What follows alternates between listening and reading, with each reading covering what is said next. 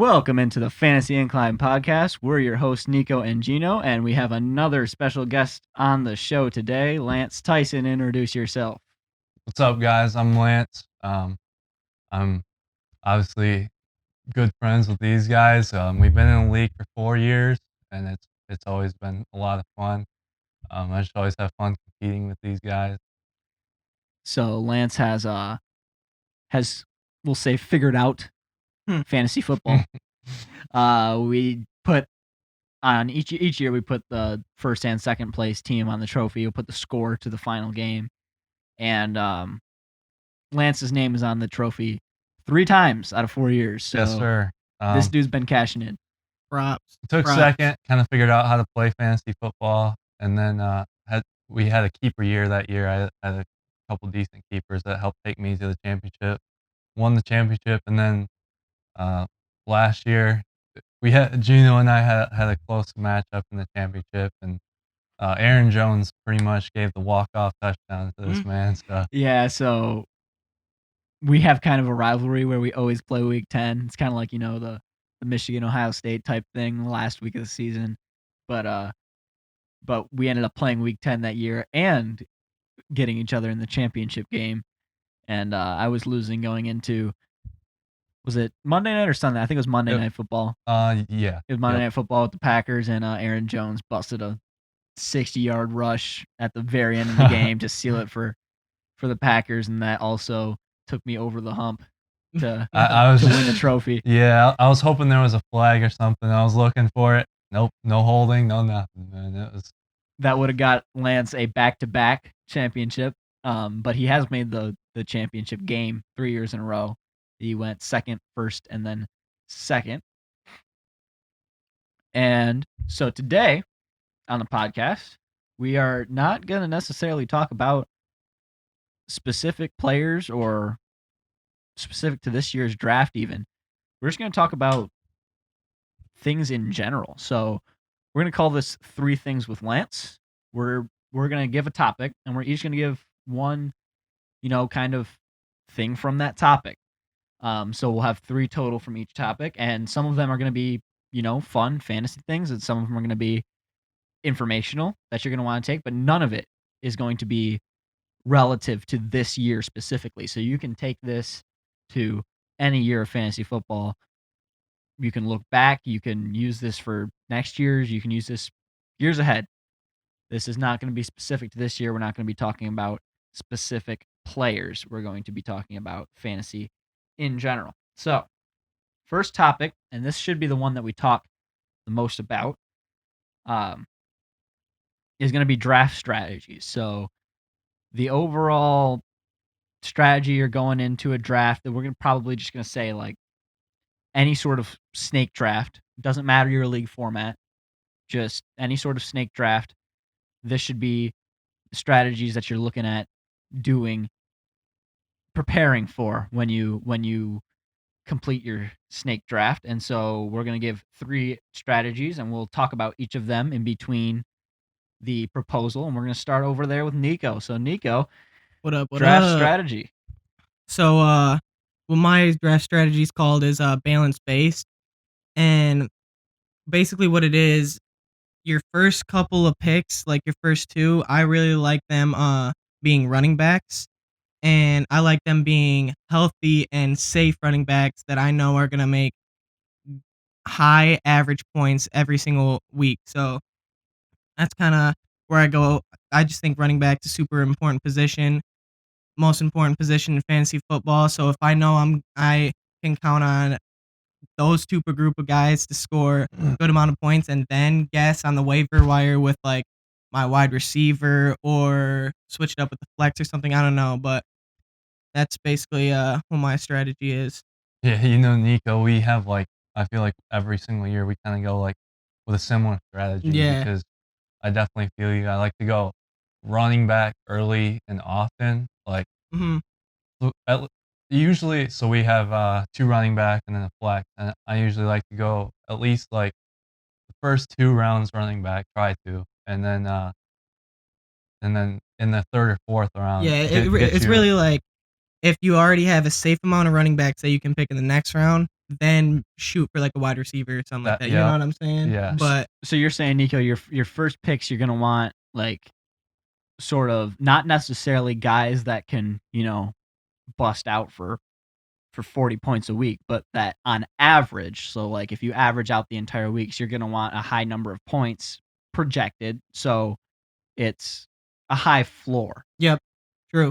And no really very low risk of bust potential too. So later in the draft then. So with this strategy, later in the draft, you can kind of start taking risks, because if you're going to balance your risk in the first, 5, 6 rounds, get your running backs early, get reliable wide receivers towards the end of the draft, barring any significant season-ending injury, your guys can be very high risk because you're not planning on starting those guys.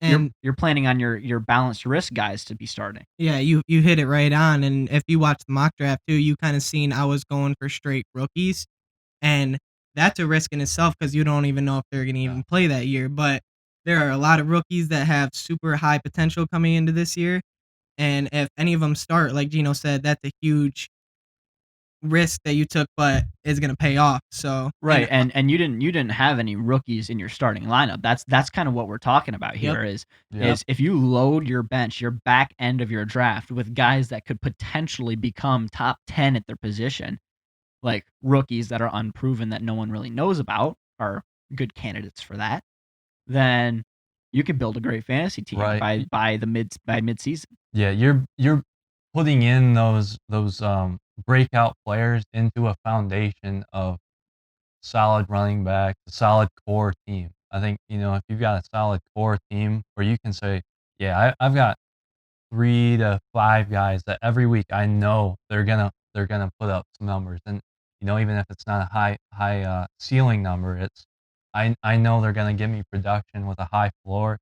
Then that's when you can plug in those players that have become breakout players, and that's when your team just becomes all around great. It's you listen to the master right here too. You listen to the master. All right, so I know your strategy is a little bit the same there, but Lance, you can go ahead with your strategy. No, yeah, it's definitely very similar. I like to go running back early and often. Another thing is, if you're in position to take one of those tight ends, we're talking mainly Kelsey and Kittle, but in years past it was guys like Ertz, and now actually also that now there's guys like Andrews. If you're in a position to grab those guys, there's a gap between those guys and other players at the position.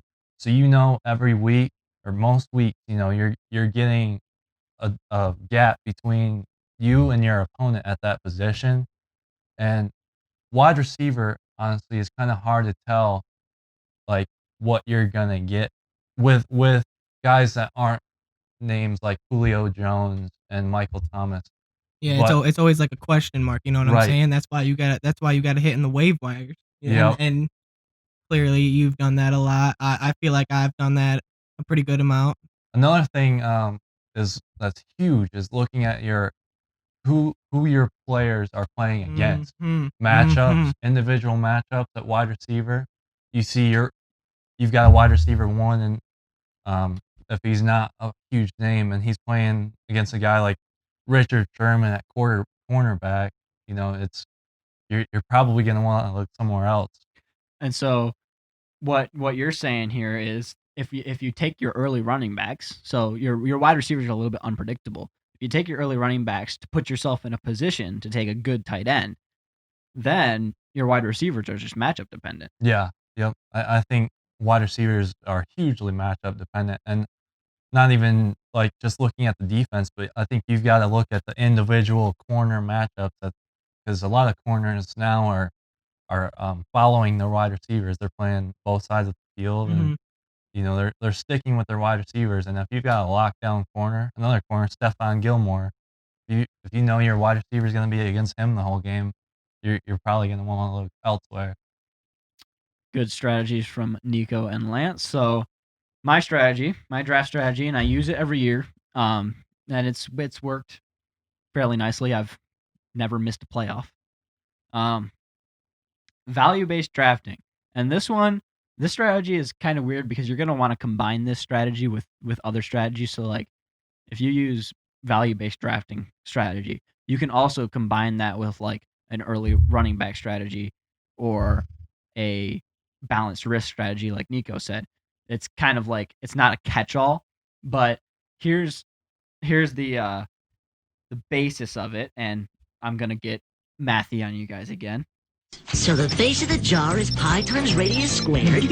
So value-based drafting is basically, in its simplest form, you want to obtain more points than the average replacement player at said position. So before your draft, what you're looking at doing is getting extremely accurate projections. You want as accurate of a projection as possible for the amount of fantasy points scored in that season. And you have to, and I'm going to repeat this again, you absolutely have to customize this to your league format. Because if you don't customize this to your league format, it's useless, absolutely useless.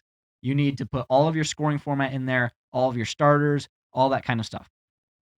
Because obviously a 1 QB, 10 starter PPR league with 3 wide receivers starting is going to be much different than 2 QB, no PPR, 2 wide receiver league. Yeah. Completely different.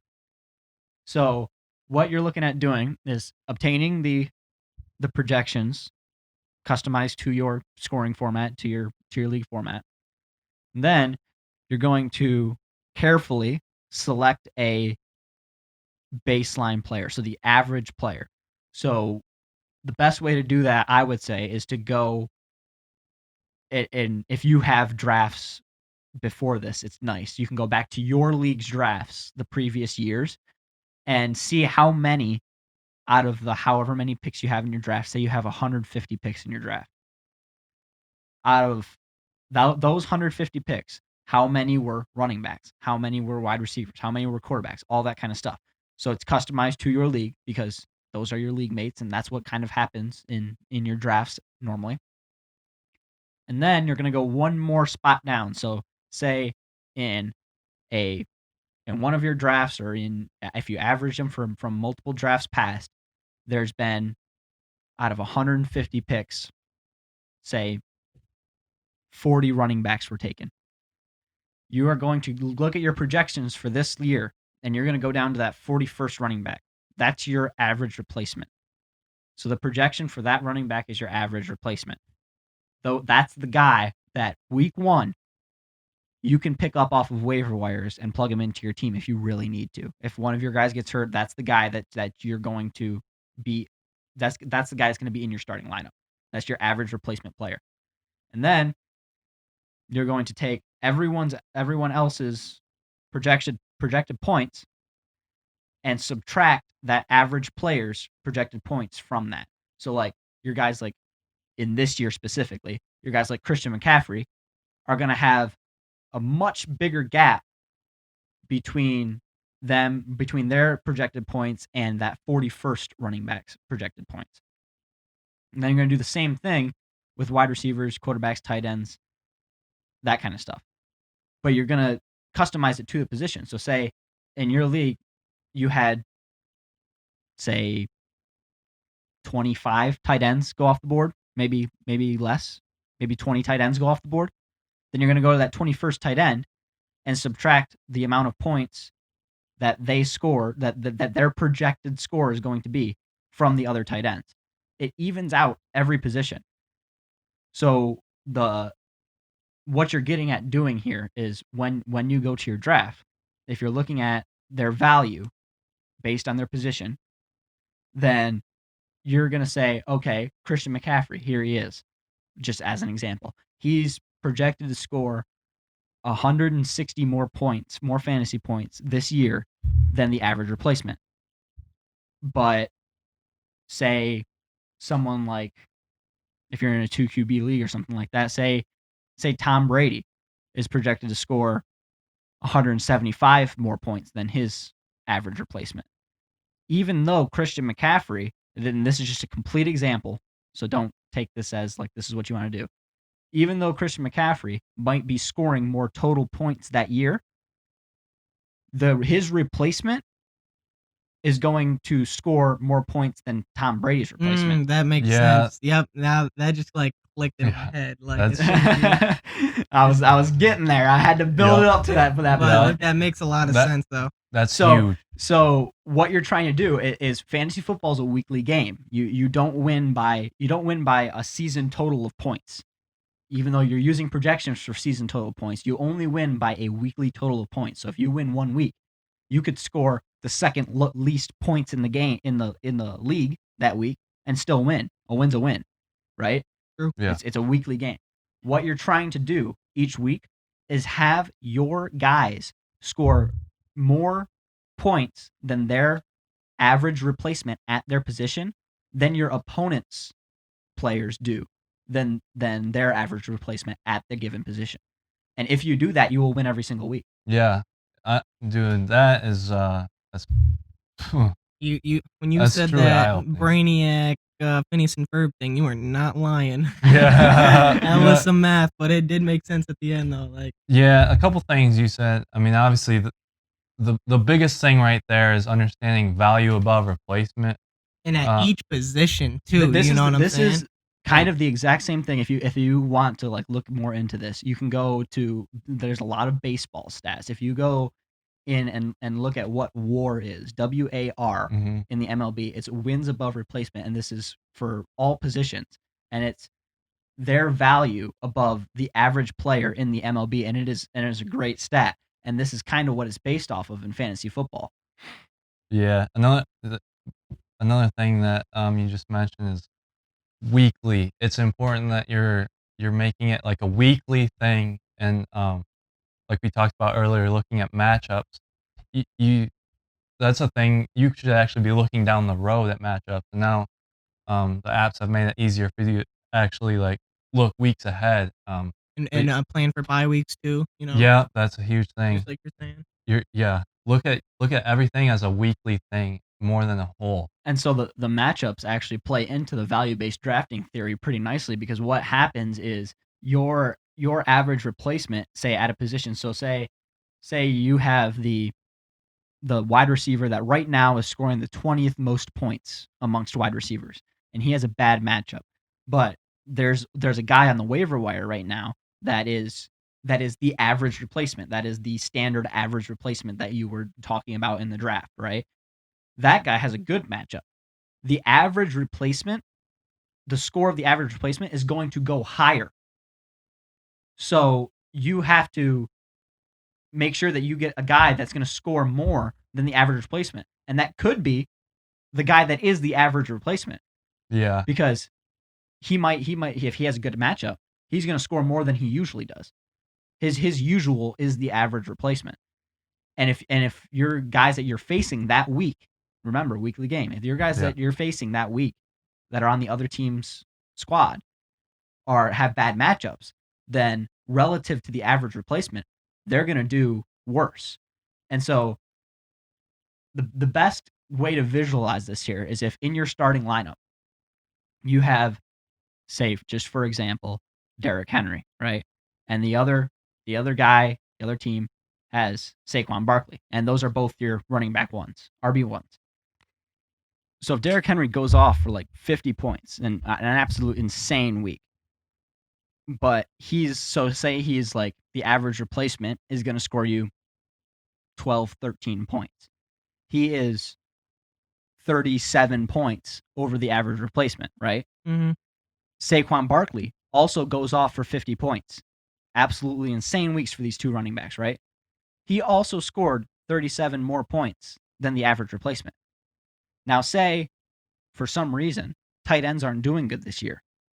For just some random reason, tight ends aren't doing good. And your average replacement tight end only gets you like 8 points in a half PPR league. And you have a guy like Travis Kelce, and that week he has a bad week. And say he only scores you 14 points.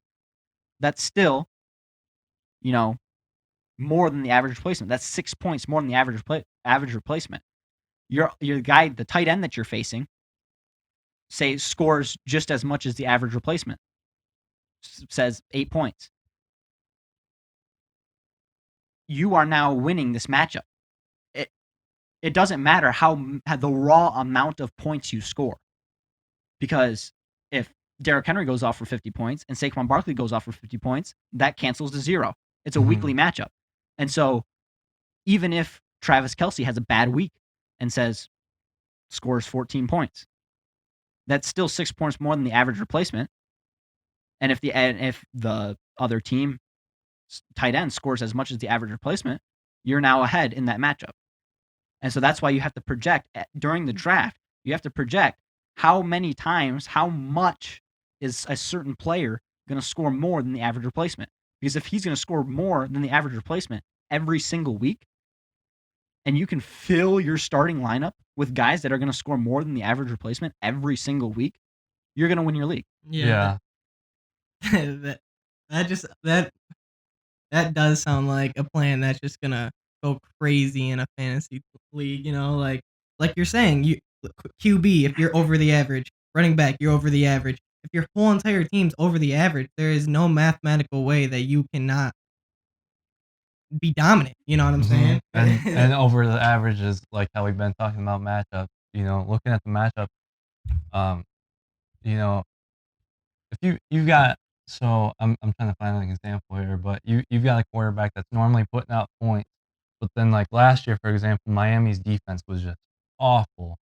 Sometimes you're wanting to start the guy that's playing against Miami just because that they're He's just gonna put up quick points. it's a weekly point. thing. You know that week, that person is going to score more than the average replacement. And what you're attempting to do before the draft starts to prepare for the draft is project what players are going to do that before it happens. And if you do that, then you're going to be slotting guys in your lineup. You're going to have a problem.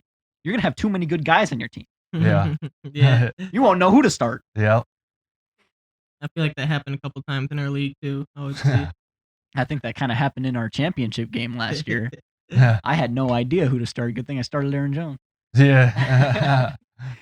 So this kind of thing also play. I was going to get to this, but it also plays in ADP, your average draft position. So if you are looking at a value-based drafting chart that you made, and you have the values of these guys over their certain replacement relative to your league, then you can also put in a separate column their ADP. So where normally are they being drafted? And you can get ADP stats from a bunch of different sites. So there's a lot of good fantasy football stats out there. You can get good ADP stats relative to your league. You can see where they're going. If the clock comes around to you and you're on the clock to pick, and the guy at the very top is the best value, has such great value, right? The value above replacement is insane. And you look over and their ADP is 2 rounds behind what's happening right now, then what you can do is slide down to the second spot on that value board, draft the next guy who has the best value, and wait for that guy to come back around to you.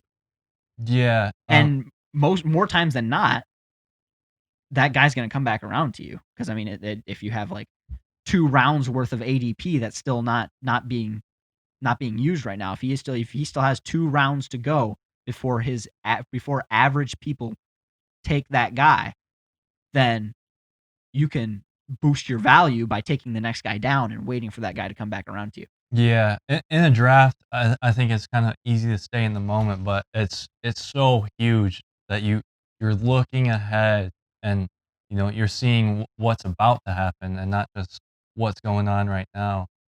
And it's also easy to focus on what other teams are doing. And I hear some people say go with what they're going with, but you've got to do your thing and you've got to do what Gino's saying. I mean, look at value above replacement and look at like Neco said, look at the floors. Guys want to go for ceiling guys, and that's good, but I think that's more of something that needs to happen later in the draft for sure. Mm-hmm. So you make your decision on what draft strategy you want to use. Mix them, match them, Do whatever you want. Yeah, I was definitely gonna say mix them would be good. Mix them, match them, do whatever you want. Just make sure that like when you go into your draft, you are 100% prepared to follow a strategy. Don't go into the draft without any preparation. Absolutely. And get to know your league format. Get to know the kind of draft that you're gonna have. Get to know where guys are going, ADP. Yeah, big everything time. like that. And get to know that. Get that in your head, and not just papers where you're looking at it at the moment of the drafting, but get those numbers and get all that stuff in your head before the draft. And especially if you know, like, oh, you're playing in a little bit of a weird league format or something like that. Everyone likes the format or whatever. Kind of like our league. We have a 2 QB league and everyone loves it.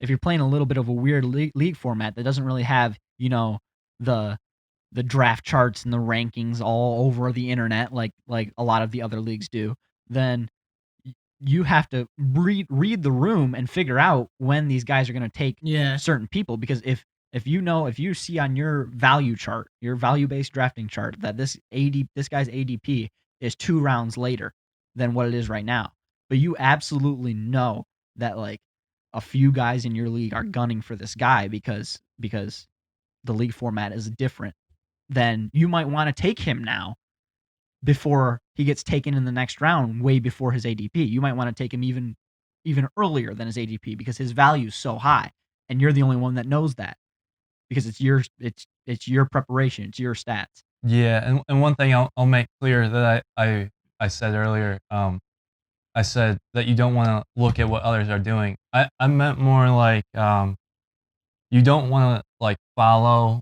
their draft pattern. You don't do get want sucked to, in. Because then you're just kind of like, you're just taking the next best. You know what I'm saying? Yeah. It's Like not. if what Lance is getting at here for like just a hard example is if for some reason you're in a 1 quarterback league and in the 4th round like 3 quarterbacks go off the board, like it for example, like it goes Lamar Jackson, Pat Mahomes, Deshaun Watson, like bang bang bang, and your next pick up, don't get sucked in to take another quarterback just because they're going off the board so quick. yeah. Don't follow other people's strategies. Don't get sucked into what other people are doing, but know what other people are going to do so that you can plan your strategy around it. That's it exactly. You want to see what's on their roster, what they still need, and with that you can figure out where they're likely about to go. Yeah, especially in the late rounds too. I've done that before where say I need a tight end or something like that. Like I waited on a tight end or something, and a guy's up on the board that has a pretty good value, and his ADP is like 2 rounds later than what we are right now. And so I'm like, man, I could let this guy go and I could still get him next round. But if you look at the guy with the next pick and he doesn't have a tight end either, you definitely want to take that tight end right there. Absolutely. You hit a key on, Gino. You want to really look at what your other players have and project like, okay, so I think he's going running back. I think this guy's going to go wide receiver. And then you're really basing like, okay, I think this is kind of like the range of where I'm going to be picking between guys. And then you pick, okay, I really like this guy. This guy is safe, but I'm not sure on him too much. You know what I'm saying? Then you're making your decisions. That's another thing too, is getting more of a range for guys and not doing. Actually, I've done this a lot before in the past, especially last year with our draft. I figured, I looked at guys, I looked at their ADPs, and I almost assumed that they were going to be there. But you've just got to look at the range more than anything. An average is an average. Yep. So like Yeah. if their ADP is 26, say, that's their average draft position. So some people are taking him at 26, 27, 20. Someone 25. took them at Someone will take took them at 50. at 15. Yep. And some people will take them at 35. It's an average. There's the exact same amount of people taking like that certain guy before the average and after the average. That's why the average is the average. Yeah. All right. That was a fun Yeah, I was segment. like, if someone's really listening to this and you have not a lot of prior knowledge on the fantasy football, I really hope you learned something. Yeah. There's a lot Hold of on to this. a lot of like secrets were like thrown out of there too. You know what I'm saying? We might repost this one later because this is definitely what you want to listen to. You can listen to all you want for this year. You can listen to this guy's this so guy's good. gonna You be know what I'm good. saying? the Like, regressor, impress, all that kind of stuff. This right here is how you want to structure your strategy to draft, and it's never going to go out of style. It's never going to fade. You can use this next year. You can use this the year after. You can always use strategies that are rooted in like logic and math to draft your team. It doesn't matter what year it is. It doesn't matter who's going to do good that year. Right. And yeah, a big thing is studying each year too. Everything's changing every single year. You got to immerse yourself in studying your like everything, your format. That's obviously important. And then, but each individual year, you need to study the players. Find and a way to implement your strategy that you know is going to work to the year that you're drafting. Mhm. So like if you heard one of these three strategies that we just talked about and you want to use one and you want to use it like for a long time, study this year and learn how to implement the strategy this year, and then do not assume that it's just going to translate exactly the same for next year. You have to go and research next year also and find a way to implement that same strategy for a different year. That's huge. That's huge not to stick with one. All right. We'll go into the next topic. That was a long one. These ones should be a little bit shorter. We're gonna get into some fun stuff. How about team names? That you always have, the guys in your league that, goofy names. either goofy names or like you'll have the team whatever, the team last name, Team Tyson. Mhm. That would be awful. And Lance does not do that, and I'm proud of him for not doing that. Nico's league. It's better than Team Yeah, exactly. Yeah. Jansen's. At least I'm saying it's like You need to make an iconic name for yourself. It doesn't matter what kind of way you go, if it's like funny or if it's just like a statement or if it's just serious, like completely serious. Go for a team name that you feel comfortable representing yourself in. So we're gonna talk about some team names. We can each give a team name here, and we'll start with Lance. So one of the names that I found this year, I actually, I was in a mock draft. I was doing the mock draft 4 months before the draft. I don't know why I do that, but I just like to see player names and stuff. And Always thinking fantasy. yeah, absolutely. Practice. But anyway, this guy changed his name to Make America Gronk Again. Perfect situation for Yeah, this year. that works out good for this year. That is pretty funny. Gronk coming back and all. Yep. That's a good one. All right, Nico. I found this one. I really liked it, and I feel like a lot of people are going to be doing this in the draft too. Country Road, take Mahomes. Just at the first round, they might just like, all right, I'm taking him. You know what I'm saying? Especially in two quarterbacks. I'm just man. gonna take him. The country roads are leading me to Patrick Mahomes.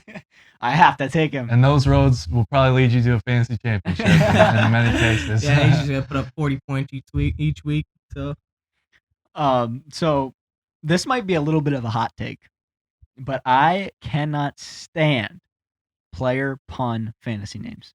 Oh, I feel you on that. Actually, Can't stand them. I cringe every single time I see one. Some of them are funny, but they're just like Nico's is a good one. That's funny. That's a good one. That's funny. There's other ones out there that it's just cringy. are cringy for sure. I absolutely feel you on that. So, I love funny fantasy team names. Like making a joke out of it, making humor out of it. Great, fun time. I just cannot stand player pun names. And the thing that kind of like irks me the most is that whenever you search up online fantasy team names, every single one of them is a player pun name. Absolutely. Yeah. And so you can't really like to even think of one that's not a player pun name, you need to be completely original. Like you can't even find good ones anywhere else. So this one is a little bit completely original. I'm not going to be using this one, so you guys feel free to use it in your leagues. Not a player pun name. I don't know how you guys feel about that. But JG Wentworth. Hmm. Name your team JG Wentworth because it's your money and you need it now.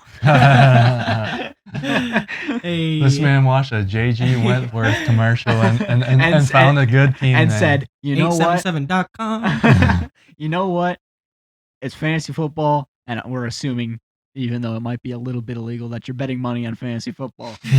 That's my money. I'm winning this championship, and I need that money now. And we're the 3 guys that cashed out last year. Yeah, this is 1, 2, and 3 last year. Yes, it is. And this year too. And this year too.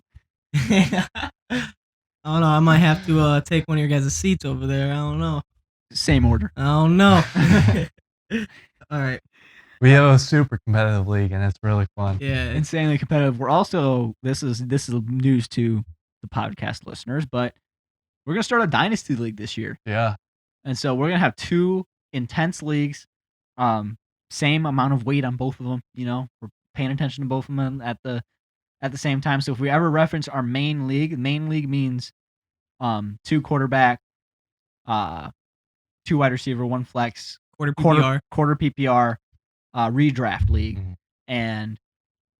or if we ever reference our dynasty league, that is super flex, 2 flex, 3 wide receiver, quarter PPR, all keeper leagues. So that's our dynasty league. Huge rosters. We're Yeah. gonna get that one booming with big rosters. I can't wait. It's gonna be fun. We'll probably have some dynasty relevant shows when it gets around to draft time. So we'll have some fun doing that.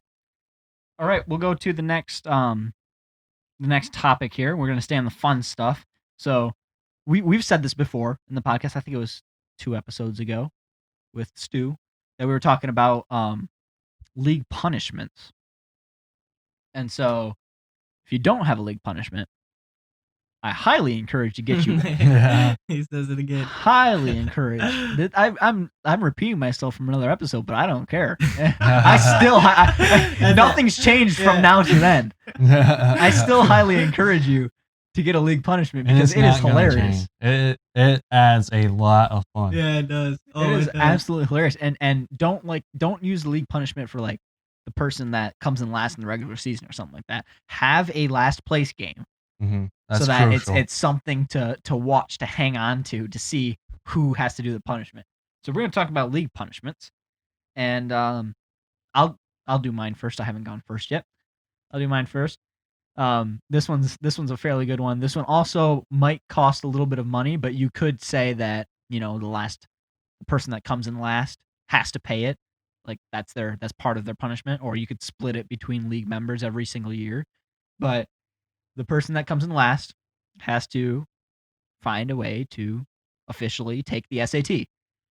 And that's kind of funny because it's not as weird if you're our age, but if you're older and you're in a fantasy football league and you're like, high 20s going on into 30 plus, sitting in a room of high schoolers taking an SAT would be very awkward, and it would be a great punishment.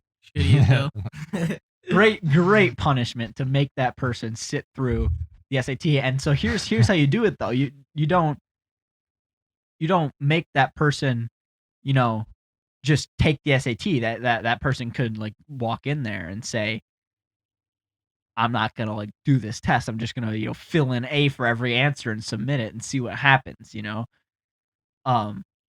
So what you make them do is you say you have to get over a certain score, and a score say around, you have to make it, you don't make it like completely unattainable. Make it like 850, 900. You have to get over 850, 900. And this is, without a lot of preparation because you've likely been out of school for a little bit. Without a lot of preparation, you have to get over 850, 900, or else you have to do something else, like drinks are on you or dinner's on you for the league. Cheers. Or you have to host the next fantasy draft or whatever if you don't get over 850 or 900. So it forces them to take the test, and it also forces the league to see what score that other person Yeah. got, because that's hilarious. Yeah, you've told us about that one, and I actually didn't even think about the part of like someone just filling out one bubble. That actually makes you take the test. Yeah. having a second punishment if you don't do like as well makes you actually complete the first punishment. So that's what's great about that one. Yeah. All right, to Neco for a punishment. All right, so I'm a big fan of the Impractical Jokers, Mhm. and my God, would it be super funny seeing someone in our group doing a prank. Whoever Public loses. embarrassment. Yeah, Yeah. just get super embarrassed, doing something funny in public. I don't know, just doing something like that, and then us just recording them while they're doing it. And that's the case. I feel like with every single league, everybody in fantasy league, where you know all the people, you get pretty close. And Oh. like fantasy makes you closer, really. Yeah, but dude. with Really. everyone being close, seeing someone do something like that, I mean, that's what makes all punishments fun with fantasy football for sure. But seeing someone do a prank in public, Yeah. that's I'm telling you, that would be hilarious. yeah. All right, to Lance for a punishment. All right, so I've seen this one before, and I've thought about this, and probably you out there have seen it before. But I just love like the idea of this one because I love food, and this is a bad twist on food. A horrible twist on food. Yeah.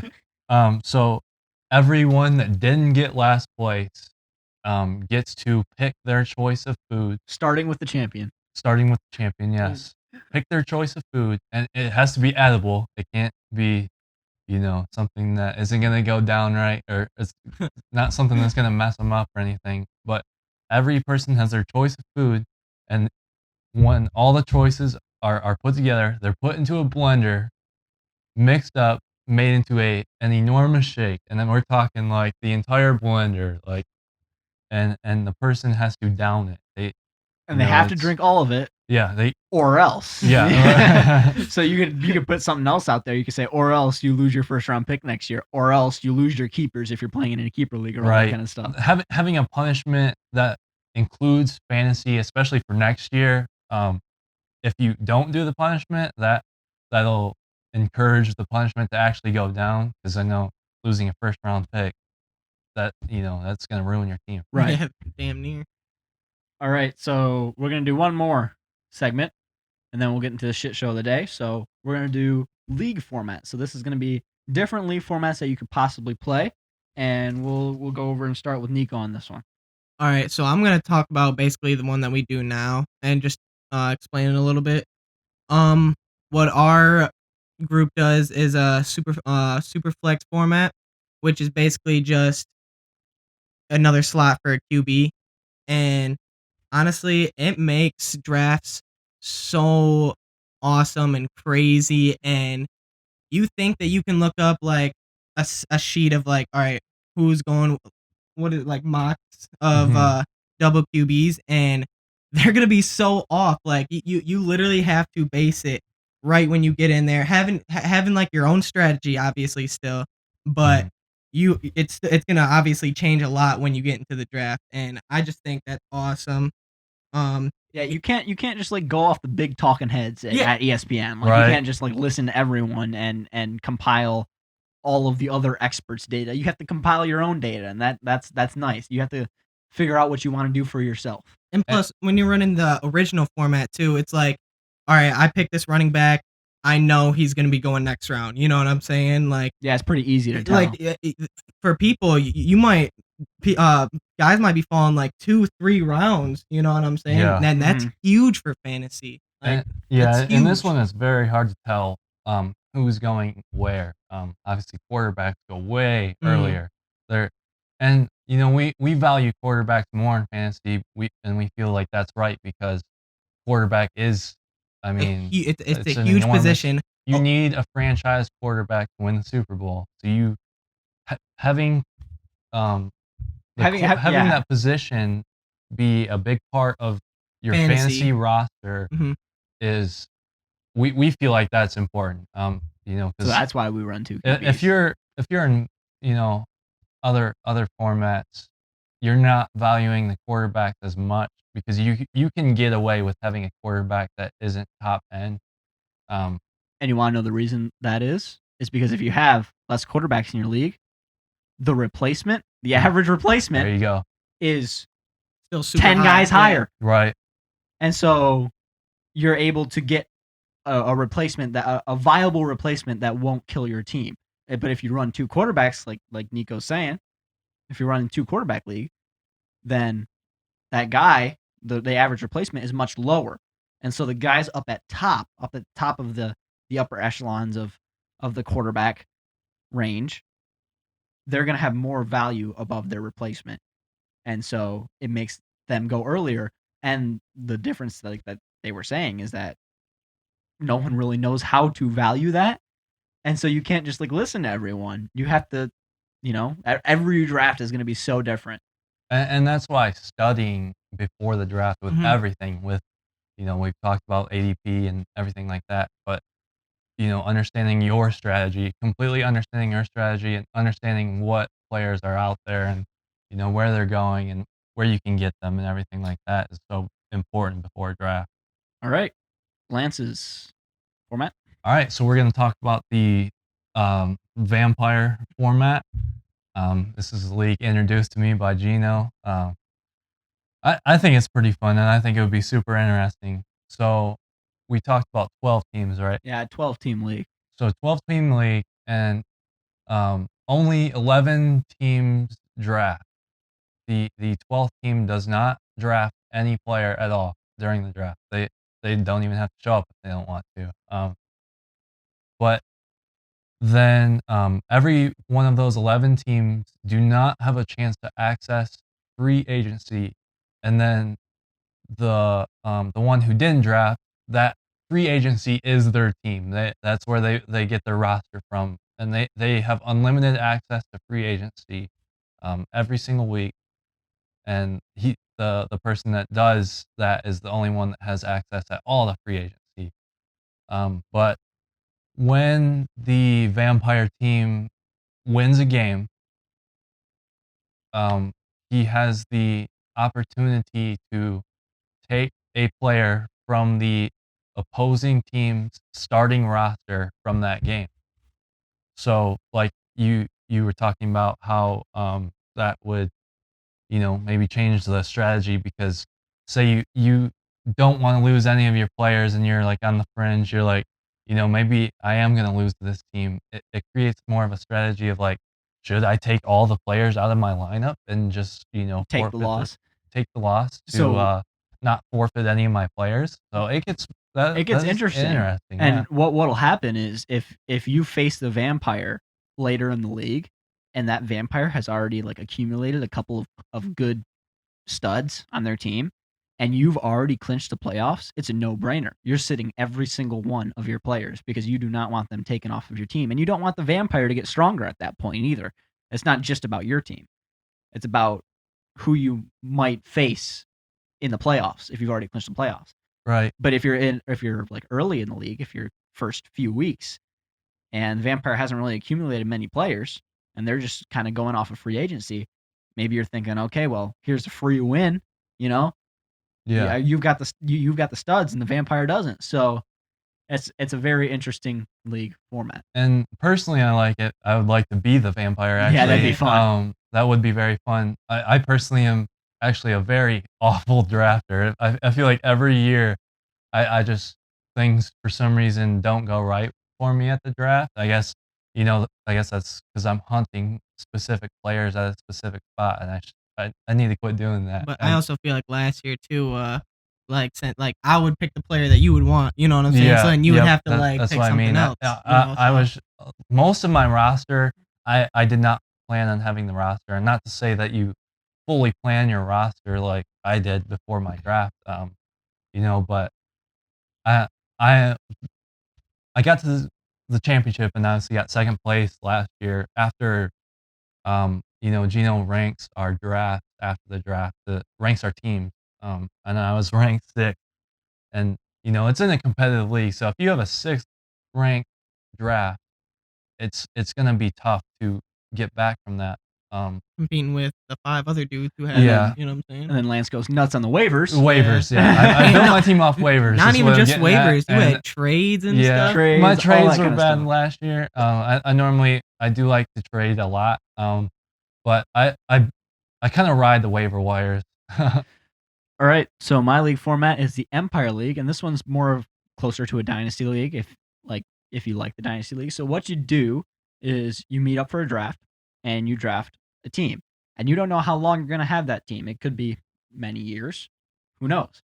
You're going to draft it as if it's a Dynasty team, right?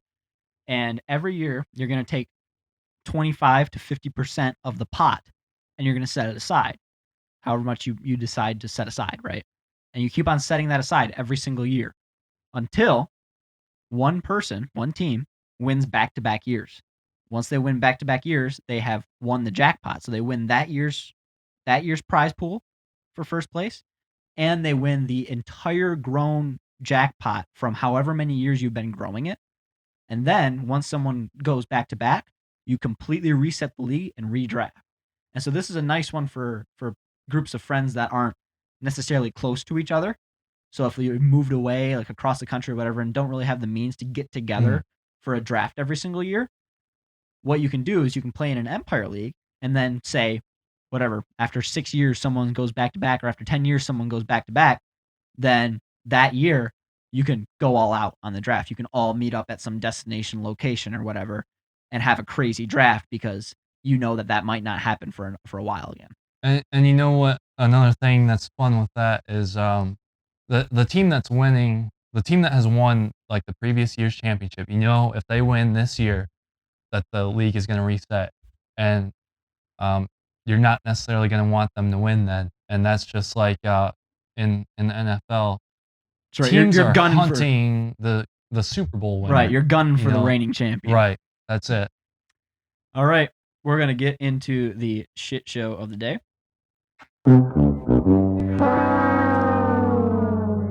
If you're listening to where you cannot see us right now, the shit show of the day is going to be a photo shit show of the day. Add to YouTube. So get to YouTube. Like right now. I'll give you like 5 seconds. Get to YouTube. Right now. Now that you're on YouTube. Here's the shit show of the day. Thanks for listening to the Fantasy Incline Podcast. Love you. Follow us on Twitter. Get us on Spotify, YouTube, all that kind of stuff. Peace.